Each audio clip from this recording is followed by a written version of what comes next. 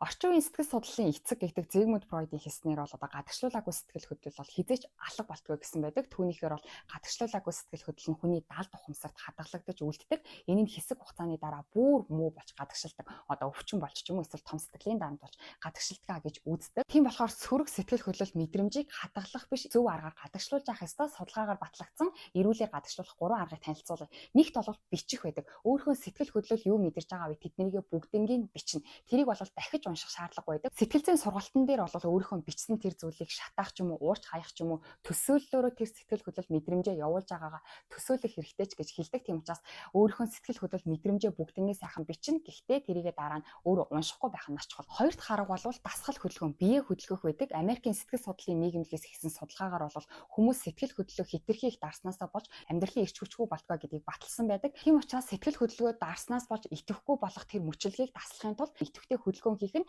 тэр сөрөг сэтгэл хөдлөлийн дарамтаас чөлөөлөгдөх нэг арга юм. Гуравдах нь өөртөөгөө ярих. 2014 онд хийгдсэн судалгаанаас харах юм бол сэтгэл хөдлөлд автсан үедээ хүн яг өөр хүнтэй ярьж байгаа юм шиг өөртөөгөө ярих нь сэтгэл зүгээ зохицуулахад маш чухал байдаг гэдгийг баталсан байдаг. Жишээ нь та өөртөөгөө ярихдаа би айж байна биш, чи айгаад байгаа мó, уйлмаар байгаад байгаа мó ч гэдэг юм уу. Өөртөөгөө яг шударгаар сэтгэл хөдлөлийн талаар ярих юм бол өөрийнхөө сэтгэл хөдлөлийг гадагшуулах боломжтой. Тэгэхээр сөрөг сэтгэл хөдлөл мэдрэмжээ та дарж байна гэдг нь тэднийг устгаж алга болгож байгаа хэрэг огт биш. Өөрийнхөө дотор бүр хадгалаа л байгаа тэрэн тэг хоримтлагтаад ах юм бол сүүлдээ бүр муу үр дагаварч үзүүлж болох учраас та энэ 3 аргыг хэрэглээд үзээрэй.